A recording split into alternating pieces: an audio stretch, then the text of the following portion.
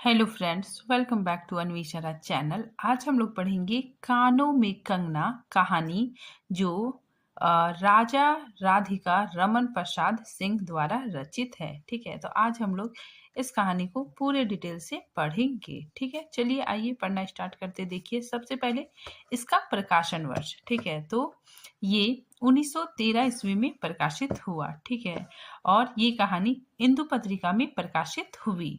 कुसुमांजलि कहानी संग्रह में संकलित है। ठीक है, तो कानों में कंगना ये कहानी कुसुमांजलि कहानी संग्रह में संकलित है। ठीक है, अगर इस कहानी का विषय, ठीक है, विषय देखिए तो देखिए केंद्रीय पात्र एवं कथावाचक नरेंद्र।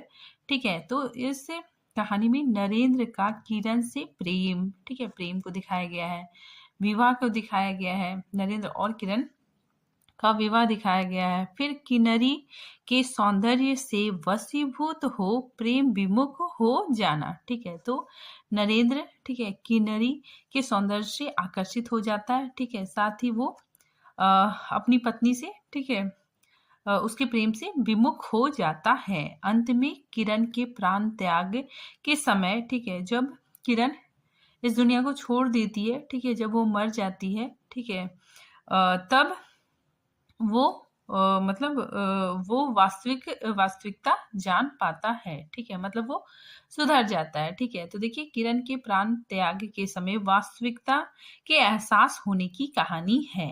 ठीक है, तो ये सारी बातें इस कहानी में है। ठीक है, जब हम लोग आगे पढ़ेंगे तो बहुत अच्छे से समझ में आएगा। ठीक है, ये कहानी अत्यंत अलंकारिक और क्लिष्ट भाषा है। ठीक है, तो ये कहानी अत्यंत अलंकारिक और क्लिष्ट भाषा में है। आचार्य रामचंद्र शुक्ल ने इस कहानी को भावुकतापूर्ण कहानी बतलाया है। ठीक है, वेरी वेरी इंपॉर्टेंट है। ठीक है, इस कहानी को और आचार्य रामचंद्र शुक्ल ने भावुकतापूर्ण कहानी बताया है। ठीक है, अब देखिए इसके महत्वपूर्ण पात्र। तो देखिए महत्वपूर्ण पात्र, योगीश्वर। योगीश्वर कौन है? किरण के पिता और नरेंद्र के गुरु। ठीक है, नेक्स्ट पात्र देखिए किरण। किरण नरेंद्र की पत्नी है। नेक्स्ट पात्र देखिए नरेंद्र। नरेंद्र कौन है? कथावाचक। ठीक है, इस कहानी को, ठीक है, कहने वाला कौन है? नरेंद्र। ठीक है, तो नरेंद्र कथावाचक है। ठीक है, नेक्स्ट पात्र देखिए मोहन। मोहन कौन है? नरेंद्र का मित्र। ठीक है, इंपॉर्टेंट पात्र है। ठीक है, पूछा जा सकता है। ठीक है, मोहन कौन है? नरेंद्र का मित्र। ठीक है, फिर देखिए किन्नरी। किन्नरी नाचने वाली, ठीक है, वैश्या है। ठीक है, नेक्स्ट पात्र देखिए जूही। जूही कौन है? सेविका है। ठीक है, जो नरेंद्र के घर में रहती है। ठीक है, आइए अब हम लोग कहानी प्रारंभ करते हैं। ठीक है, चलिए हम लोग कहानी पढ़ना स्टार्ट करते हैं। देखिए कानों में कंगना कहानी। ठीक है, तो देखिए किरण तुम्हारे कानों में क्या है? ठीक है, तो ये बात नरेंद्र कहता है। ठीक है, किरण तुम्हारे कानों में क्या है? उसके कानों से चंचल लट को हटाकर कहा कंगना। ठीक है, तो उसने, मतलब किरण ने, ठीक है, किरण ने, ठीक है, कहा कंगना। अरे कानों में कंगना। ठीक है, तो यहाँ पे किरण कानों में, ठीक है, कंगना पहन लेती है। ठीक है, इसी वजह से नरेंद्र कहता है कि अरे कानों में कंगना। सचमुच दो कंगन कानों को घेर कर बैठे थे। ठीक है, मतलब दो कंगन उसने कानों में पहना था। ठीक है, फिर किरण कहती हाँ, तब कहाँ पहनूं? ठीक है, तो वो पूछती है कि तब कहाँ पहनूं? अब यहाँ पे देखिए, यहाँ पे नरेंद्र जो कथावाचक है, ठीक है, वो किरण के बारे में बताता है। ठीक है, तो देखिए किरण अभी भोरी थी। भोरी मतलब भोली। दुनिया में जिसे भोरी कहते हैं वैसी भोरी नहीं। ठीक है, मतलब दुनिया में जिसे भोली कहते हैं वैसी भोली नहीं। उस वन के फूलों का भोलापन समझो। ठीक है, उसे वन के फूलों का भोलापन समझो। नवीन चमक के फूलों की भंगी नहीं, विविध खाद या रस से जिसकी जीविका है, निरंतर काट छाट से जिसका सौंदर्य है, जो दो घड़ी चंचल चिकनी बाल की घड़ी तुम्हारे फूलदान की शोभा है। ठीक है, इंपॉर्टेंट लाइन है।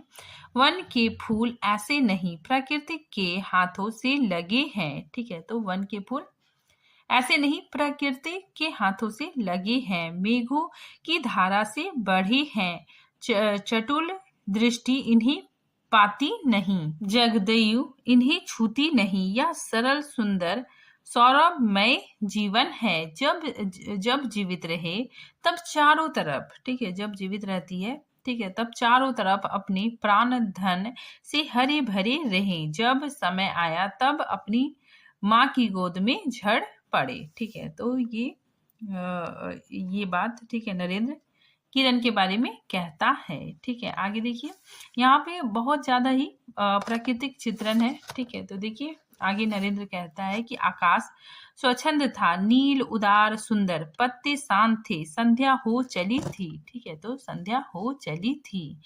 सुनहरी किरणें सुंदर पर्वत की चूड़ा से देख रही थी। ठीक है, चूड़ा मतलब ऊंची। इस सुन निविड़ कांगन में क्या ढूंढ रही थी कौन कहे, किसे एकटक देखती थी कौन जाने, अपनी लीला भूमि को स्नेह करना चाहती थी, या हमारे बाद वहां क्या हो रहा है इसे जोहती थी, मैं क्या बताऊं।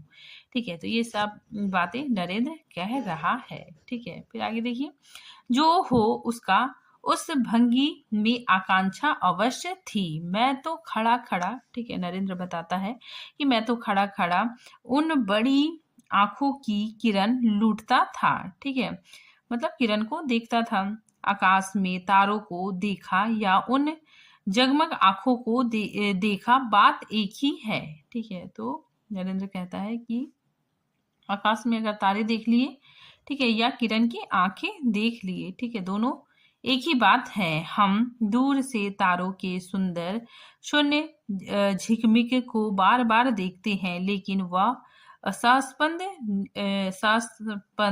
निश्चेष्ट ज्योति सचमुच भावहीन है, या आप अपने अंतर्लहर से मस्त है, इसे जानना आसान नहीं। हमारी ऐसी आंखें कहाँ की उनके सहारे उस निगूढ़ अंतर में डूबकर था ले। ठीक है, तो ये सारी बातें नरेंद्र कह रहा है। ठीक है, देखिए जब यहाँ पे अभी शुरुआत में समझ में नहीं आएगा, ठीक है, क्योंकि इसमें बहुत ज्यादा प्राकृतिक चित्रण है। ठीक है, नरेंद्र ने अपने बारे में बताया है।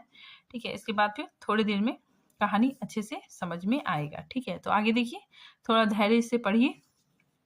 आगे नरेंद्र कहता है कि मैं रसाल की डोली थामकर पास ही खड़ा था, वह बालों को हटाकर कंगना दिखाने की भंगी प्राणों में रह रहकर उठती थी। जब माखन चुराने वाले ने गोपियों के सर के मटके को तोड़कर उनके भीतर कीले को तोड़ डाला, या नूरजहां ने अंचल से कबूतर को उड़ाकर सहंसा के कठोर हृदय की धज्जियां उड़ा दी, फिर नदी के किनारे, ठीक है, नरेंद्र कहता है, ठीक है, यहाँ पे याद रखिएगा नूरजहां, ठीक है, ये सबका भी जिक्र आया है। ठीक है, आगे नरेंद्र कहता है कि नदी के किनारे बसंत बल्लभ रसाल पलों की छाया में बैठी किसी अरूप बालिका की यह सरल स्निग्ध भंगिमा एक मानव अंतर पर क्यों ना दौड़े। ठीक है, फिर आगे देखिए, यहाँ पे नरेंद्र किरण के बारे में अब बता रहा है। ठीक है, अब समझ में आने लगेगा कहानी। ठीक है, तो देखिए, नरेंद्र कहता है कि किरण इन आंखों के सामने प्रतिदिन आती ही जाती थी। ठीक है, मतलब नरेंद्र कहता है कि किरण बार बार मेरी आंखों के सामने आ जाती थी। ठीक है, कभी आम के टिकोरे से आंचल भर लाती, कभी मौलसिरी के फूलों की माला बना लाती, लेकिन कभी भी ऐसी बाल सुलभ लीला आंखों से होकर हृदय तक नहीं उतरी। ठीक है, कभी भी मुझे, नरेंद्र कहता है कि मुझे उतना आकर्षण नहीं लगा। ठीक है, लेकिन आज क्या था, कौन शुभ या अशुभ क्षण था कि अचानक वह बनोली लता मांदर से भी कहीं मनोरम दिख पड़ी।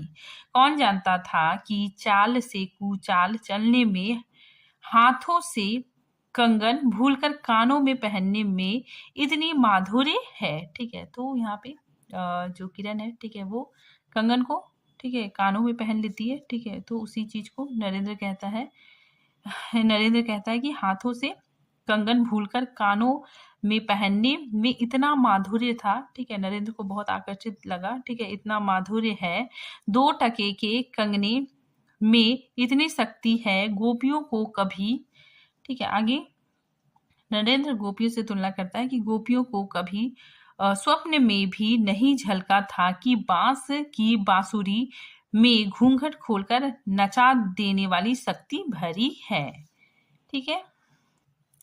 आगे नरेंद्र कहता है कि मैंने चटपट उसके कानों से कंगन उतार लिए, ठीक है, तो वहां पे आगे दृश्य भी बताया गया था, ठीक है, अभी भी बताया गया है कि जो किरण है, ठीक है, वो हाथों का कंगन, ठीक है, वो क्या करती, कानों में पहन लेती है, ठीक है, उसे देखकर नरेंद्र को, ठीक है, बहुत ही आकर्षण लगता है, ठीक है, उसके भोलेपन पे। फिर उसके बाद क्या करता है नरेंद्र, वो कहता है कि मैं चटपट उसके कानों से कंगन उतार लिया, ठीक है, फिर धीरे धीरे उसकी अंगुलियों पर चढ़ाने लगा, ठीक है, मतलब उसके हाथों में पहनाने लगा। ना जाने उस घड़ी कैसी खलबली थी, मुंह से अचानक निकल आया, किरण, आज की यह घटना मुझे मरते दम तक ना भूलेगी, ठीक है, यह भीतर तक बैठ गई, ठीक है, तो ये वेरी वेरी इंपॉर्टेंट लाइन है, ठीक है, किसका है, नरेंद्र है, ठीक है, नरेंद्र क्या करता है, जो किरण है, ठीक है, वो मतलब हाथों का कंगन कान में पहन लेती है, ठीक है, तो फिर वो क्या करता है, उसके कानों से कंगन उतार कर, ठीक है, उसके हाथों में पहनाने लगता है, ठीक है, और उसी वक्त वो ये लाइन कहता है, ठीक है, वेरी वेरी इंपॉर्टेंट लाइन है, पूछा जा सकता है, ठीक है।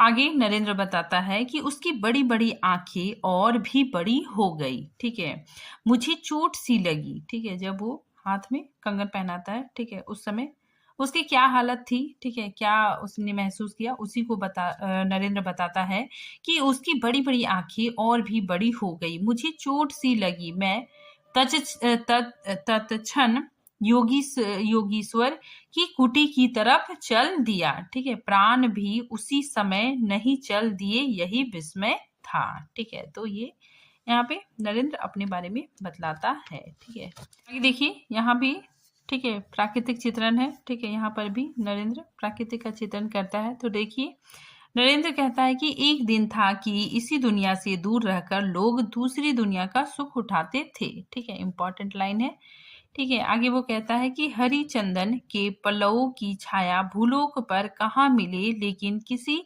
समय हमारे यहाँ भी ऐसे वन थे जिसके वृक्षों के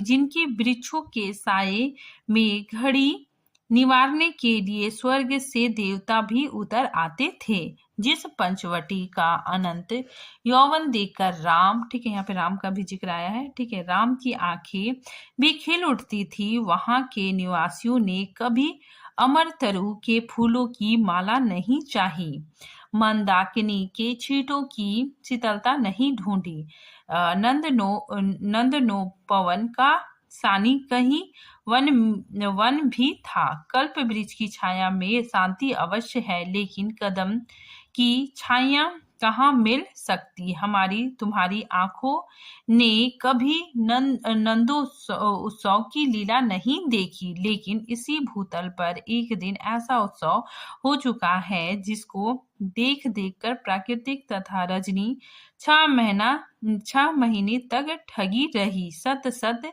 देवांगनों ने परिजात के फूलों की वर्षा से नंदन कामना को उजाड़ डाला, ठीक है, तो यहाँ पे नरेंद्र, ठीक है, प्राकृतिक चित्रण करता है।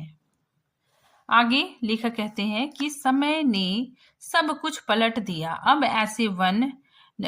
ऐसे वन नहीं जहां कृष्ण गोलोक से उतरकर 2 घड़ी बंसी की टेर दे, ठीक है, इंपॉर्टेंट लाइन है, ऐसे कुटीर नहीं जिनके दर्शन से रामचंद्र का भी अंतर प्रसन्न हो, या ऐसे मुनीस नहीं जो धर्माधुरंधर धर्मराज को भी धर्म में शिक्षा दे, ठीक है, तो ये इंपॉर्टेंट लाइन है, ठीक है, यहाँ पे कृष्ण का जिक्र आया है, ठीक है, रामचंद्र का जिक्र आया है, ठीक है। आगे लेखक कहते हैं, ठीक है, यदि एक दो भूले भटके हो भी तब अभी तक उन पर दुनिया का पर्दा नहीं उठा, जगन माया की माया नहीं लगी, लेकिन वे कब तक बचे रहेंगे? लोग अपने यहाँ अलौकिक बातें कब तक होने देंगे? भाव सागर की जल तरंग पर थिर होना कब संभव है? ठीक है, तो ये सारी बातें,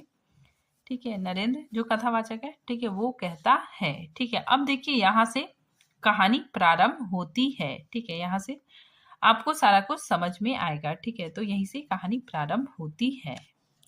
अब देखिए कहानी का प्रारंभ होता है। ऋषिकेश के पास एक सुंदर वन है। सुंदर नहीं, अपरूप सुंदर है वह। प्रमोद वन के विलास निरकुंजों जैसा सुंदर नहीं, वरच चित्रकूट या पंचवटी की महिमा से मंडित है। ठीक है, ये इंपॉर्टेंट लाइन है। आगे देखिए, वहां चिकनी चांदनी में बैठकर कनक घुंघरू की इच्छा नहीं होती, वरच प्राणों में एक ऐसी आवेश धारा उठती है जो कभी अनंत साधना के कुल पर पहुंचती है, कभी जीव जगत के एक एक तत्व से दौड़ दौड़ मिलाती है। गंगा की अनंत गरिमा, वन की निविड़ योग निद्रा वही देख पड़ेगी। ठीक है, कौन कहे वहां जाकर यह चंचल चित्त क्या चाहता है, गंभीर अलौकिक आनंद या शांत सुंदर मरण।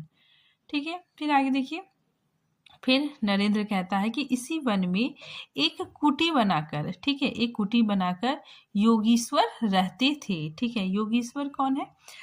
किरण, ठीक है, किरण के पिता है। ठीक है, और किरण के जो पिता है योगीश्वर, ठीक है, ये नरेंद्र के गुरु भी है। ठीक है, ये यहीं पर मतलब कुटी बनाकर रहते थे।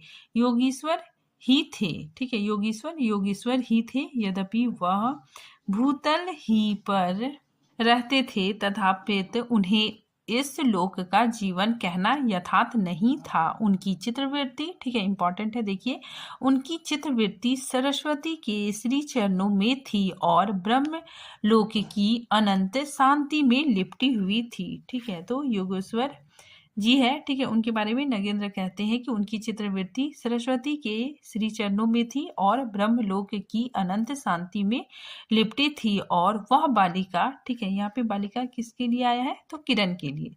ठीक है, नरेंद्र कहते हैं कि वह बालिका स्वर्ग से एक रश्मि उतरकर उस घने जंगल में उजाला करती फिरती थी। ठीक है, वह लौकिक मायाबद्ध जीवन नहीं था। ठीक है, इसे बंधन रहित बाधाहीन नाचती किरणों की लेख कहिए। ठीक है, मानो निर्मुक्त चंचल मलय वायु फूल फूल पर, डाली डाली पर डोलती फिरती हो, या कोई मूर्तिमान अमर संगीत बरोक टोक हवा पर, या जल की तरंग भंग पर नाच रहा हो। मैं ही वहां इस लोक का प्रतिनिधित्व था। ठीक है, मैं ही उन्हें उनकी अलौकिक स्थिति से इस जटिल मत्स्य राज्य में खींच लाता था। ठीक है, फिर आगे देखिए, कुछ साल से, ठीक है, यहाँ पे नगेंद्र, ठीक है, अब बता रहे हैं कि कुछ साल से मैं योगीश्वर के यहाँ आता जाता था। ठीक है, पिता की आज्ञा थी कि उनके यहाँ जाकर अपने धर्म के सब ग्रंथ पढ़ डाले। ठीक है, तो जो नरेंद्र के पिता है, ठीक है, उनकी इच्छा थी कि योगेश्वर के यहाँ जाकर, ठीक है, धर्म के सब ग्रंथ पढ़ डाले। ठीक है, योगेश्वर और बाबा, ठीक है, बाबा किसके लिए आया? नगेंद्र के पिता। ठीक है, नगेंद्र के पिता और किरण के पिता, ठीक है, ये दोनों, ठीक है, बचपन के साथी थे। ठीक है, उसी चीज को यहाँ बताया जा रहा है कि योगेश्वर और बाबा मतलब नरेंद्र के पिता लड़कपन के साथी थे, इसीलिए उनकी मुझ पर इतनी दया थी। किरण उनकी लड़की थी। ठीक है, तो नगेंद्र यहाँ पे बता रहे हैं कि किरण उनकी लड़की थी। उस कुटीर में एक वह दीपक थी जिस दिन की घटना मैं लिख आया हूँ। ठीक है, ये नगेंद्र बता रहे कि जिस दिन की घटना मैं लिख आया हूँ, ठीक है, उस घटना के बारे में जो कंगना होता है, ठीक है, जो मतलब किरण कान में पहनती है, ठीक है, उसी दिन का घटना के बारे में बता रहे हैं कि जिस दिन की घटना मैं लिख आया हूँ उस दिन सवेरे मेरे अध्ययन की पूर्णाहुति थी, ठीक है, मतलब मेरा जो पढ़ाई है, ठीक है, वो कंप्लीट हो गया था। बाबा के कहने पर एक जोड़ा पीताम्बर, ठीक है, इंपॉर्टेंट है, ठीक है, नगेंद्र क्या क्या सामान लेके आता है, ठीक है, तो देखिए एक जोड़ा पीताम्बर, 5 स्वर्ण मुद्राएं तथा किरण के लिए 2 कनक कंगन कंगन आचार्य के निकट ले गया था, ठीक है, ये बोलते हैं कि मैं आचार्य के निकट ले गया था। योगीश्वर ने सब लौटा दिया, ठीक है, तो इनके जो गुरु है, ठीक है, उन्होंने सारा कुछ लौटा दिया, केवल कंगन को किरण उठाकर ले गई थी, ठीक है। फिर आगे देखिए, वह क्या समझकर चुप रहे, ठीक है, मतलब योगीश्वर क्या समझकर चुप रहे, समय का अद्भुत चक्र है। जिस दिन मैंने धर्म ग्रंथ से मुंह मोड़ा उसी दिन कामदेव ने वहां जाकर उसकी किताब का पहला साफा मतलब पन्ना उल्टा, ठीक है। फिर आगे नगेंद्र कहते हैं कि दूसरे दिन मैं यानी नगेंद्र योगीश्वर से मिलने गया। वह किरण को पास बिठाकर ना जाने क्या पढ़ रहे थे, ठीक है, तो योगेश्वर अपनी बेटी को, ठीक है, बिठाकर ना जाने क्या पढ़ा रहे थे। उनकी आंखें गंभीर थी। मुझको देखते ही वह उठ पड़े और मेरे कंधों पर हाथ रखकर गदगद स्वर में बोले, ठीक है, नरेंद्र अब मैं चला, ठीक है, तो जो योगीश्वर है, ठीक है, किरण के पिता, ठीक है, वो नरेंद्र को कहते हैं कि नरेंद्र अब मैं चला, किरण तुम्हारे हवाले है, ठीक है। यह कहकर किसी की सुकोमल उंगलियां मेरे हाथों में रख दिए, ठीक है, तो जो योगीश्वर है, ठीक है, वो अपनी बेटी का हाथ नगेंद्र के हाथ में रख देते हैं, ठीक है, और कहते हैं कि अब ये तेरी अमानत है, ठीक है। फिर आगे देखिए, लोचनों के कोनों पर 2 बूंदे निकलकर झांक पड़ी। मैं सहम गया। क्या उन पर सब बातें विदित थी, ठीक है, नगेंद्र बोलता है कि क्या उन्हें सब कुछ पता था? क्या उनकी तीव्र दृष्टि मेरी अंतर्लहरी तक डूब चुकी थी? वह ठहरे नहीं, चल दिए, ठीक है, तो जो योगेश्वर थे, ठीक है, वो अपनी बेटी को, ठीक है, उसको मतलब सौंप देते हैं और चले जाते हैं। मैं कांपता रह गया, ठीक है, किरण देखती रह गई। सन्नाटा छा गया।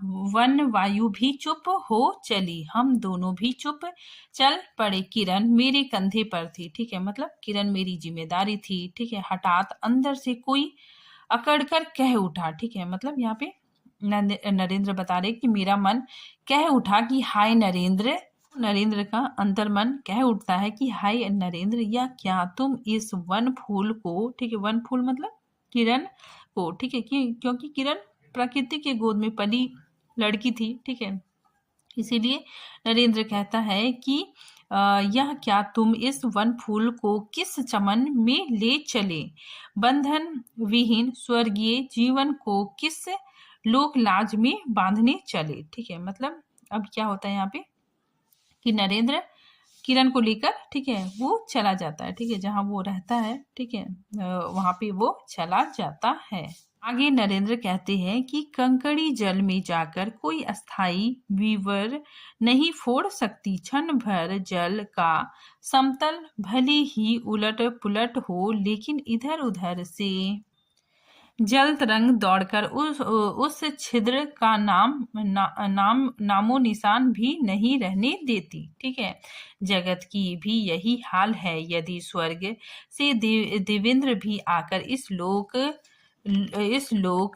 के चलाचल में खड़े हो, फिर संसार देखते उन्हें अपना बना लेगा, ठीक है। इस काली कोठरी में आकर इसकी कालिमा से बचे रहे, ऐसी शक्ति अब आकाश कुसुम ही समझे, ठीक है। 2 दिन में राम हाय जानकी कहकर वन वन डोलते फिरे। 2 क्षण में यही विश्वामित्र को भी स्वर्ग से घसीट लाया, ठीक है। आगे देखिए, नगेंद्र कहते हैं कि किरण की भी यही अवस्था थी, ठीक है, तो किरण की भी यही अवस्था थी, ठीक है। कहाँ प्राकृतिक के निमुक्त गोद, कहाँ जगत का जटिल बंधन पास, ठीक है, तो यहाँ पे किरण के बारे में नगेंद्र बता रहे हैं कि किरण तो प्रकृति की गोद में पली थी, ठीक है, और कहाँ कहाँ ये जगत का जटिल बंधन पास, ठीक है, कहाँ से कहाँ आ पड़ी, ठीक है। तो किरण कहाँ से कहाँ आ गई, ठीक है, वह अलौकिक भोलापन, वह निसर्ग उच्छ्वास हाथों हाथ लूट गए। उस वन फूल की विमल कांति, लौकिक चमन की मायावी मनोहारिता में परिणत हुई। अब आंखें उठाकर आकाश से नीरव बातचीत करने का अवसर कहाँ से मिले, ठीक है, मलय वायु से मिलकर मलय चल के फूलों की पूछताछ क्यों कर हो, ठीक है। फिर आगे देखिए, किरण और नरेंद्र की शादी हो जाती है, ठीक है। तो देखिए यहाँ पे नरेंद्र कहता है कि जब किशोरी नए सांचे में ढलकर उतरी, उसे पहचानना भी कठिन था, ठीक है। वह अब लाल चोली, ठीक है, हरी साड़ी पहनकर सर पर सिंदूर रेखा सजाती और हाथों के कंगन, कानों की बाली, गले की कंठी तथा कमर की करधनी दिन दिन उसके चित्त को नचाए मारती थी, ठीक है। तो ये इम्पोर्टेंट है, ठीक है। किरण क्या क्या पहनती थी, ठीक है, तो लाल चोली, हरी साड़ी पहनती थी, ठीक है, सिंदूर भी लगाती थी, ठीक है, उसकी शादी हो चुकी थी, ठीक है। फिर आगे देखिए, जब कभी वह सज धज कर चांदनी में कोठे पर उठती और बसंत वायु उसके आंचल से मोतियों की लपट लाकर मेरे बरामदे में भर देती, फिर किसी मत वाली मधुर या तीव्र मदिरा के नशे में मेरा मस्तिष्क घूम जाता, ठीक है, और मैं चटपट अपना प्रेम चित्कार फूलदान रंगीन चिट्ठे में भरकर जूही के हाथ ऊपर भिजवाता, ठीक है, या बाजार से दौड़कर कटकी गहने व विलायती चूड़ी खरीद लाता, ठीक है। तो यहाँ पे नरेंद्र बताते हैं कि वो अपनी पत्नी से बहुत प्रेम करते थे, ठीक है, और उसकी सुंदरता का वर्णन है, ठीक है। साथ ही जो जूही है, ठीक है, जो मतलब घर में रहती है, सेविका है, ठीक है, उसी के हाथों, ठीक है, उसी के हाथों विलायती चूड़ी, ठीक है, कटकी गहने अपनी पत्नी को भेजते थे, ठीक है। लेकिन जो हो, भी अब भी कभी कभी उसके प्रफुल्ल बदन पर उस आलोक की छटा पूर्व जन्म सुख स्मृतिवत चली आती थी और आंखें उसी जीवन सुंदर झिकमिल का नाज दिखाती थी। जब अंतर प्रसन्न था, फिर बाहरी चेष्टा पर प्रतिबिंब क्यों ना हो, ठीक है। तो यहाँ पे किरण के सौंदर्य का भी वर्णन है, ठीक है। फिर अब नरेंद्र आगे बताते हैं कि यूं ही 2 साल मुरादाबाद में कट गए, ठीक है, मतलब 2 साल इन लोगों की शादी के बाद समय बीत जाता है, ठीक है। तो यही बोलते हैं, नरेंद्र बोलते हैं कि 2 साल मुरादाबाद में कट गए। एक दिन मोहन, ठीक है, पात्र याद रखिएगा, वेरी वेरी इंपॉर्टेंट है, ये मोहन है, ठीक है, ये नरेंद्र का मित्र है, ठीक है। तो नरेंद्र कहते हैं कि एक दिन मोहन के यहाँ नाच देखने गया, वही किन्नरी से आंखें मिली क्या लीन हो गई नवीन यौवन कोकिल कंठ मतलब कोयल के जैसे कोयल के जैसा मधुर आवाज, ठीक है, चतुर चंचल चेष्टा तथा मायावी चमक, अब चित्त को चलाने के लिए और क्या चाहिए। किन्नरी सचमुच किन्नरी ही थी, नाचने वाली नहीं नचाने वाली थी, ठीक है, इंपॉर्टेंट लाइन है जो हाईलाइट किया गया है। आगे देखिए, नरेंद्र कहते हैं कि पहली बार देखकर उसे इस लोक की सुंदरी समझना दुस्तर था, ठीक है, दुस्तर मतलब कठिन था। एक लपट जो लगती किसी नशा सी चढ़ जाती, यारों ने मुझे और भी चढ़ा दिया, आंखें मिलती मिलती मिल गई, हृदय को भी साथ साथ घसीट ले गई, ठीक है। तो अब क्या होता है कि नरेंद्र जो नाचने वाली किन्नरी है, ठीक है, उसके पीछे लग जाता है, ठीक है, उसके प्रति आकर्षित हो जाता है, ठीक है, साथ ही वो अपनी पत्नी से, ठीक है, दूर होने लगता है और ये नरेंद्र किन्नरी के पीछे लग जाता है, ठीक है। आगे देखिए, फिर नरेंद्र कहते हैं कि फिर क्या था, इतने दिनों की धर्म शिक्षा, ठीक है, सत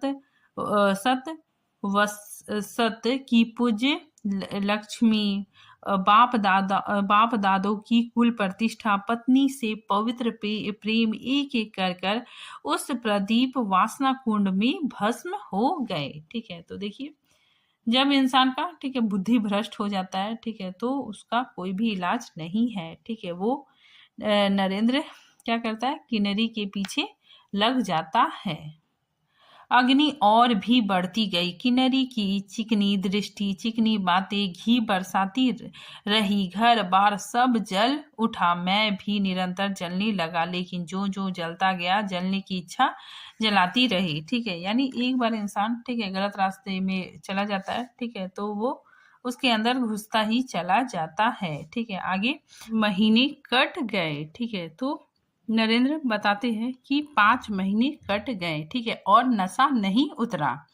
बनारसी साड़ी, फारसी जैकेट, मोती का हार, कटकी, कर्ण फूल, सब कुछ लाकर उस मायाकारी के अलरक्त रंजित चरणों पर रखे। ठीक है, तो ये इम्पोर्टेंट है। ठीक है, नरेंद्र नरेंद्र ने ठीक है किन्नरी को क्या क्या दिया, तो बनारसी साड़ी, ठीक है, फारसी जैकेट, मोती का हार, ठीक है, और कर्नाटकी कर्ण फूल। ठीक है, तो ये इम्पोर्टेंट है, पूछा जा सकता है। ठीक है, तो ये सारी चीजें ला लाकर नरेंद्र किन्नरी को देता रहा। ठीक है, फिर आगे किरण। ठीक है, अब किरण के बारे में बताया जा रहा है कि किरण हेमंत की मालती बनी थी, जिस पर एक फूल नहीं, एक पल्लव नहीं। घर की बधू क्या करती, ठीक है, मतलब घर की जो बहू है वो क्या करती, जो अनंत सूत्र से बंधा था, जो अनंत जीवन का संगी था, ठीक है, वही हाथों हाथ पराए पराए के हाथ बिक गया। ठीक है, फिर ये तो 2 दिन की चकमकी खिलौने थे। ठीक है, इन्हें शरीर बदलते क्या देर लगी। ठीक है, फिर आगे देखिए दिन भर, ठीक है, ये इंपॉर्टेंट है। देखिए दिन भर बहानों की माला गूथ किरण के गले में। ठीक है, तो जो बहाना था, ठीक है, इंसान जाहिर सी बात है, ठीक है, वो गलत काम करेगा, ठीक है, दूसरी जगह रहेगा तो उसे बहाना बनाना पड़ेगा। ठीक है, तो नरेंद्र कहता है कि दिन भर बहानों की माला गूथ किरण के गले में, और शाम को मोती की माला, ठीक है, मोती की माला उस नाचने वाली के गले में सशंक निर्लज डाल देना, यही मेरा जीवन निर्वाह था। ठीक है, मतलब यही मेरा रूटीन था। ठीक है, सारा बहाना, ठीक है, किरण को कहना, ठीक है, और शाम में मोती का हार, ठीक है, उस नाचने वाली किन्नरी को देना। ठीक है, यही उसका रूटीन बन गया था। ठीक है, एक दिन सारी बात खुल गई। ठीक है, तो यहाँ पे क्या होता है कि किरण को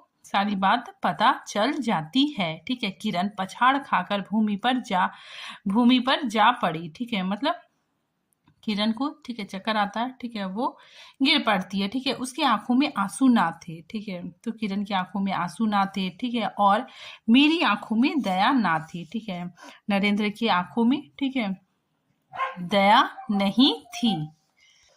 बरसात की रात थी। ठीक है, इंपॉर्टेंट है। देखिए बरसात की रात थी, रिमझिम बूंदों की झड़ी थी, चांदनी मेघों से आंख मुदोवल मतलब आंख मिचोली खेल रही थी। ठीक है, जो बादल है, ठीक है, जो बारिश है, ठीक है, वो आंख मिचोली खेल रही थी। बिजली काले कपाट से बार बार झांकती थी, किसे चंचला देखती थी, तथा बादल किस मोड़ से रह रह कर चिल्लाते थे, इन्हें सोचने का मुझे अवसर नहीं था। ठीक है, तो नरेंद्र कहते हैं कि बारिश का मौसम था। ठीक है, तो बारिश का मौसम था, ठीक है, बिजली कड़कते थे, ठीक है, तो इन सब चीजों का मुझे होश नहीं था। ठीक है, इन्हें सोचने का मुझे अवसर नहीं था। मैं तो किन्नरी के दरवाजे से हताश लौटा था। ठीक है, इंपॉर्टेंट है यहाँ पे। देखिए जो नरेंद्र है, ठीक है, वो किन्नरी के यहाँ से हताश क्यों लौटा था, क्योंकि उसके पास अब पैसे नहीं बचे थे। ठीक है, क्योंकि ये जो किन्नरी है, ठीक है, इसको मतलब कुछ ना कुछ देना पड़ता था। ठीक है, जैसे बनारसी साड़ी, सोना चांदी, ठीक है, रुपए पैसे। तो नरेंद्र के पास जब तक रुपए पैसे थे, ठीक है, तब तक तो ठीक था। ठीक है, लेकिन जब नरेंद्र के पास रुपए पैसे नहीं थे, ठीक है, तो उसे वापस हताश लौटना पड़ा। ठीक है, इसीलिए यहाँ पे नरेंद्र कहते हैं कि मैं तो किन्नरी के दरवाजे से हताश लौटा था। आंखों के ऊपर ना चांदनी थी ना बदली थी। त्रिशंकु के स्वर्ग को जाते जाते बीच में ही टांग कर किस दुख को उठाया, और मैं तो अपने स्वर्ग के दरवाजे पर सर रखकर निराश लौटा था। मेरी वेदना क्यों ना बढ़ी थी। ठीक है, तो यहाँ पे नरेंद्र यही कहता है कि मैं हताश लौटा था। ठीक है, और मैं बहुत दुखी था। ठीक है, आगे नरेंद्र बताते हैं कि हाय, मेरी अंगुलियों में एक अंगूठी भी रहती तो उसे नजर कर उसके चरणों पर लौटता। ठीक है, मतलब ये कहता है कि अगर मेरे हाथों में एक भी अंगूठी होती तो मैं उस किन्नरी के चरणों में दे देता। ठीक है, घर पर आते ही जूही, ठीक है, जूही सेविका है। ठीक है, घर पर आते ही जूही को पुकार उठा, जूही, किरण के पास कुछ भी बचा हो तब फौरन जाकर मांग लाओ। ठीक है, तो यहाँ पे जो नरेंद्र है, ठीक है, वो कहता है कि किरण के पास, ठीक है, कुछ भी रुपए पैसे, ठीक है, गहने कुछ भी बचा हुआ है, ठीक है, वो लेके आओ। ठीक है, ताकि मैं किन्नरी को जाके दे सकूं। ठीक है, ऊपर से कोई आवाज नहीं आई। ठीक है, ऊपर किरण थी। ठीक है, वहां से कोई आवाज नहीं आती, केवल सर के ऊपर से एक काला बादल कलांतर चित्कार के चिल्ला उठा। ठीक है, मेरा मस्तिष्क घूम गया। मैं तत्क्षण कोठे पर दौड़ा। ठीक है, तो यहाँ पे जो नरेंद्र है, ठीक है, वो, ठीक है, किरण के कमरे के पास जाता है। ठीक है, और बताता है कि सब संदूक झाके, जो कुछ मिला सब तोड़ डाला, लेकिन मिला कुछ भी नहीं। अलमारी में केवल मकड़े का जाल था। ठीक है, इंपॉर्टेंट है, अलमारी में, ठीक है, सिर्फ केवल मकड़े का जाल था में। ठीक है, केवल मकड़े का जाल था। सिंगार बॉक्स में एक छिपकली बैठी थी। ठीक है, उसी दम मतलब उसी समय किरण पर झपटा। ठीक है, किरण की ओर देखा, पास जाते ही सहम गया। वह एक तकिए के सहारे निसहाय निस्पंद लेटी थी। केवल चांद ने खिड़की से होकर उसे गोद में ले लिया था। ठीक है, तो कितना प्यार, मतलब कितना अच्छा लाइन है। ठीक है, यहाँ पे जो किरण है, ठीक है, वो प्रकृति के गोद में पली बढ़ी है। ठीक है, इसीलिए यहाँ पे कहा जा रहा है केवल चांद ने खिड़की से होकर उसे गोद में ले रखा था, और वायु, ठीक है, वायु जो हवा है, ठीक है, उस शरीर पर जल से भिगोया पंखा झल रही थी। ठीक है, मुख पर एक अपरूप छटा थी। कौन कहे कहीं जीवन की शेष रश्मि क्षण भर वहीं अटकी हो। आंखों में एक जीवन ज्योति थी। शायद प्राण शरीर से निकलकर किसी आश्रय से वहां बैठ रहा था। मैं फिर पुकार उठा, किरण किरण, तुम्हारे पास कोई गहना भी रहा है। ठीक है, तो यहाँ पे नगेंद्र, ठीक है, उसको तो गहना चाहिए था। ठीक है, और वो किरण को बोलता है, किरण किरण, क्या तुम्हारे पास कोई गहना है। ठीक है, तुम्हारे पास कोई गहना भी रहा है। ठीक है, तो किरण बोलती हाँ। ठीक है, छीन कंठ के काकली थी। ठीक है, मतलब बहुत धीमी आवाज में बोलती हाँ।